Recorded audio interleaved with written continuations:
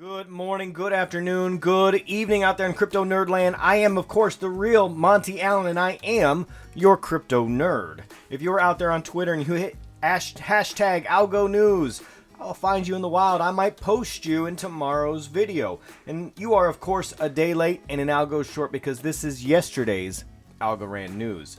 Let's get this show on the road. So we're going to do this a little differently today. So I have seen, lots of other YouTubers who do this thing where they go from like tab to tab to tab to tab, and it's interesting. So let's see if I can mimic that today. Let me know if you like this style instead of the PowerPoint or Prezi presentations that I've been using in the past. So first up, we've got Lofty AI. So Lofty AI, I've talked about them in the past. I reached out to their CEO yesterday via Telegram. He said he's extremely busy.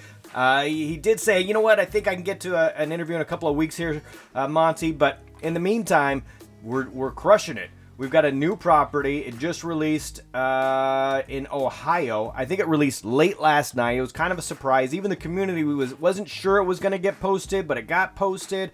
Anyway, it's already sold 407 out of 1959, 21% sold basically overnight. Smaller property, but you're looking for return on investment in these kinds of things.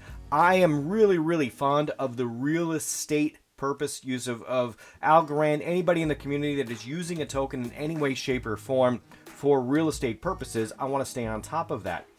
Anyway, their website is very interactive.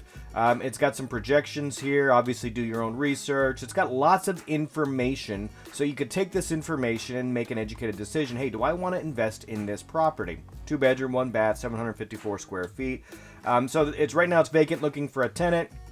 Hopefully they find something in the next few weeks so that everybody who invests in this can start to make some rate of return. So they've got some projections here. It is relatively fast to sign up. Full disclosure, I bought 2 shares out of this property, but of another property. So I am an investor with Lofty. Not this particular property. I bought 2 shares of a property out in Tennessee somewhere. And it was very quick and easy to get signed up. And I have a dashboard. My rent payments get deposited, I think, daily. It's fractions of a penny, I guess probably a couple pennies. But anyway, it's not very much, Rent is spread out between 1,900 shareholders, possibly. Some of them are probably more than one share, but they're still spread out between that many shares. So don't expect to get rich off of this, but it could be a stable investment. If you want to own a piece of real estate, if you want to say that you're a partial homeowner, well, there you go. Lofty AI might be your jam. All right, what's up next? All right, in just kind of off-the-wall interesting news, there is now an official World Chess Championship set to be certified as an NFT on Algorand. So how this works is, so number one, yes, this is the official, chess set. So it's the World Chess set, and you don't get this picture. It's not just a true like NFT, like it's just digital. You actually get the physical product. What you get is an NFT certification of authenticity. So this is a real world product. It's an asset base. I think it's 999 algos if memory serves. Yeah, there it is. 999 algos is what they're selling it for. And you can actually I'll include all the links. Here's a better picture of it here. So I'll include all the links for you. So it's not a cheap chess set by any means. This is quality craftsmanship. It's official, and you can say you bought it with Algo, and you get an NFT certificate of authenticity. And I like this use of the NFTs where it just certifies a real-world asset. So I saw something the other day where an NFT was being used, to back up a physical painting. So you owned the artwork and the NFT, and if you wanted to, you could exchange the NFT for the physical artwork, and this seems interesting to me, but I also like the certificate of authenticity factor because provenance is really important for any kind of a collectible, and NFTs can definitely be used for it. There's a strong use case for NFTs to have chain of title, authenticity. An artist can issue an NFT, and if you own the NFT and the artwork, like you're pretty sure, hey, if you go to Christie's, where Silvio was a couple of weeks ago, and you wanted to auction something off, and you have the NFT and you have the story there, I think that that's a strong case for the NFT usage. So anyway, go check them out. I'll include the links there for you. All right, next up, Yieldly. So Yieldly put together their updated roadmap just in time for the staking, no loss lottery, unveil last night. It wasn't me. I didn't win. So don't hit Monty up for an extra couple thousand of Yieldly, or algos for that matter. But somebody did. I forget how many it was. It was 24,000 algos that got rewarded there. And man, I hope they just restake them, because that staking pool just keeps kind of climbing. Half of me is like, yeah, I want to see the staking pool climb. It's cool to see, a billion Yieldly go in, or whatever it is, right? 26 million algos. But also, the other half of me is like, man, but every time that happens, like, the APY goes down a little bit, so I'm conflicted. But I want Yieldly to succeed, and part of their plan is getting attention and building up those pools. For what purpose, you may ask? Well, I'm not 100% sure. I don't want to speak on their behalf, but a lot of their roadmap here focuses on bridges. And I've heard a lot of feedback. The communities are, wondering, like, okay, well, what's the functionality of Yieldly? Is it just these gambling things? Like, they're talking about bridges, interoperability, but that's not really come to fruition yet, Monty. What's the deal? So does it have a real world use case? What's Yieldly's price? Is it just to fund their other projects? Is it, there's a lot of questions about these things. Well, number one, go through here and read it all. There's a whole bunch of it, but I'm lazy just like you. I mean, I did read it, don't get me wrong, but I also just blew up the graphic here, and I think this is a usable representation, right? So you can take a look at this and understand at a glance what they're trying to do. So Q1, all right, that already happened. So they already did the Asia Accelerator. Kudos to them. Cool. Q2, this is all the stuff they've done. So Q1 and Q2, that's ancient history now, right? So they've already done all the airdrops. They partnered with esports. And there's probably some things that aren't gonna appear on this roadmap that are going to happen. They just don't want to make promises that they can't keep. And I think that the Yieldly team has become very aware of the fact that, hey, if we say something, we need to follow up with it. And even just this roadmap, people were going gangbusters. They're like, hey, the roadmap's not out. You said it was going to come out before the no loss lottery. They were really, really, really angry at the team for not, giving it a day in advance or hours in advance. It came minutes in advance. It still happened, right? But the Yieldly team is very cognizant of the fact that what they put out there, and they need to make sure that they're going to deliver on. And I like that about them. I would rather they underpromise and over-deliver. So I personally am banking on the fact that they're going to over-deliver on a bunch of these things. And there's some things that we could probably, these aren't going to be the only things that they're going to do over Q3, 4, and Q1 of next year. Look at Q2. What was it previously? We didn't have an esports, partnership in Q2 roadmap. We had like 2 sentences, not even full sentences, right? And look at all of that, the laundry list of items that's there in Q2. So you can imagine, look what we're starting with for Q3. Now, as we go and progress, there's things that are going to get added on to this to-do list. And it's not even going to be a to-do list. It's going to be a got-done list, which I appreciate. So they're going to surprise us with some things along the way. Now, you're still asking, okay, Sundance, you still didn't answer the question. What use is Yieldly? So I look at this, and I see a bunch of bridge activity. So expanded ASA bridge, partner ASA ERC20 bridge. All right, so we're drawing in audiences from the ETH community. And look at all that Teal 4 activity. Teal 4 is going to be fantastic for the team, by the way. Don't get scared about this migrating from Teal 3 to Teal 4 thing. It's a Fugazi. You don't got to worry about it. It's going to be easy. If you could put your money into the no loss lottery, you could pull it out, move it over. It's going to be fine. Now, we've also got the Yieldly Poly bridge and the BSC bridge coming up, and we've got a staking pool. So we've got a lot of things that are really kind of just adding up here. And what I see Yieldly emerging as is the hub. So it's like a docking station for other blockchains to like onboard to get into the Algorand ecosystem. So hey, you're in a project over there in Poly, you're in a project over there, maybe a Binance in the future, maybe you've got a project over here on the ETH. You've got projects over there, but you want to integrate with ALGO.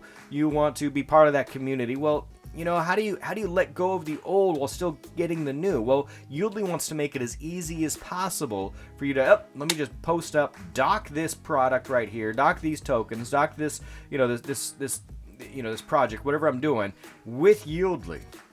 So it's a docking station where there's a giant hub of other projects, other bridges from all over. So it's like it's like the international Yieldly port of Algorand, right? So once that happens, then you've got all of these liquidity pools that are building up, and I'm not sure what they're gonna do with them, but I know that you need all of this liquidity for atomic swaps. Look at Q1 of next year. They're Yieldly for ALGO swap. So you need huge pools for some type of swapping activity. So if somebody needs liquidity, where are they going to go? Maybe they're going to go to Yieldly and see if they can lease that liquidity for whatever purposes. So it's cool. I mean, I love AlgoDex and TinyMan. That's all within the Algorand community. And maybe there's going to be some wrapped items that are there as well, which is really cool. But how are we going to get those bridged items over? Maybe it's going to be Yieldly. Maybe we got AlgoMan. We got a bunch of ways for that to happen. But I like Yieldly's chances to be kind of the grease that gets all the wheels flowing. So Yieldly, I think, is like the central currency of this hub. So when you get to this hub, if you want to talk to other people from other bridges, you're going to have to communicate with Yieldly. So it's kind of like, the common language between all of these other bridges that comes together is going to be Yieldly, at least in their little hub, right?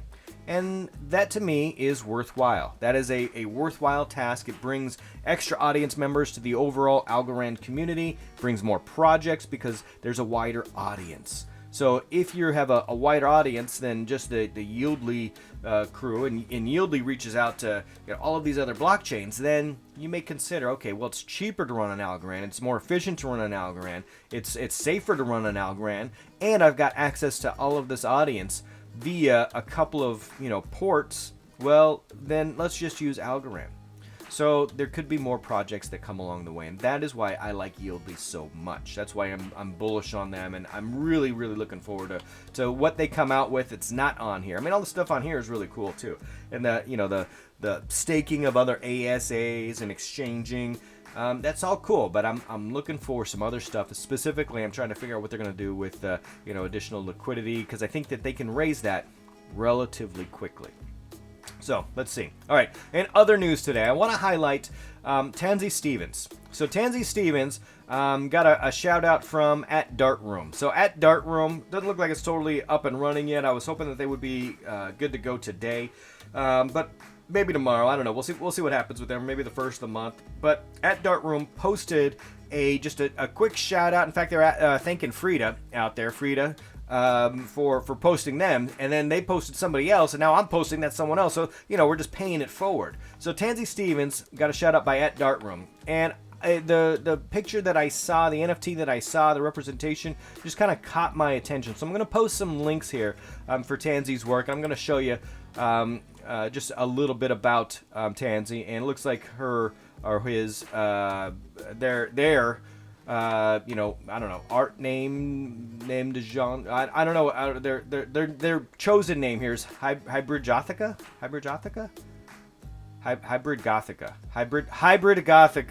Wow. Were you with me there? I just went through that real time, and I'm not editing this. It's Hybrid Gothica. Man. All right, don't tell anybody I did that. Tansy, I'm sorry. Hybrid Gothica. But anyway, hey, Tansy. Tansy's a multimedia artist focused on digital art over the last 15 years. They've been immersed in the digital art world, creating hundreds of pieces, and also has a deep interest in ancient history, spirituality, and human consciousness, color, light, and sound. And that comes through in their work. So check this out. So here is just a snippet of some of Tansy's work here. I particularly like this one over here on the left. You look at it's priced in ETH over here. On Dartroom, I assume we're going to get some algo priced works. But that one looks beautiful to me. It speaks to, it looks like they're looking forward, maybe to possibilities, maybe to the future. I can't tell if this is, ancient alien, if this is post-apocalyptic, is this dystopian future? I'm not 100% sure. Is this just an alien world? I'm not sure what's going on here, but I like the way that the markings, the tattoos on the subjects, the interaction of it's got modern designs, but in this one in particular, I can't scroll over it. We've got nature in the background. So we've got this juxtaposition of technology in the future maybe, but with nature in the background, which really kind of speaks to me. We got one other art gallery I think I can show here for them. Let's see what we got here. There. So Hybrid Gothica, multimedia artist. There you go. So this one is kind of a neat collection. There's some other stuff down here, the crystals, which caught my attention as well. But I like these ones over here, particularly. I guess I like the ones with the, where there's a human subject in them. So this one, the war. This one, let's see if I can click on it. Let's go full screen here. So this one, the subjects maybe appears to be on some kind of communications device. They've got a data feed that's loading in front of them. I don't know, like, is that projection? Is that screen? Is she looking through that? Is she looking at it? Is she hopeful? Is she distraught? Look at the eyes. I don't know. It's just beautiful. I love how it's all moving, and I feel moved. And not just by that one, but look at this.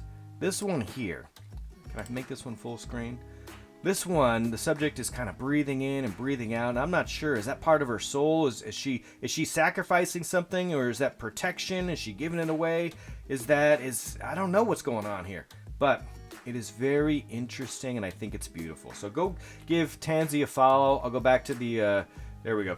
So at Hybrid Gothica, I apologize for butchering that. Man, that's terrible. All right, Monty, get on your game. Tansy deserves some follows, and as soon as Darkroom is open, let's go purchase some ALGO art. Let's go find some NFTs, some artists that we appreciate, that we want to get involved with. This community is thriving and growing, and it's amazing to see it happen kind of in real time. So there you have it. That's all I have today. As always, stay safe out there. Let me know what you liked about this new format where I go from like tab to tab live screens.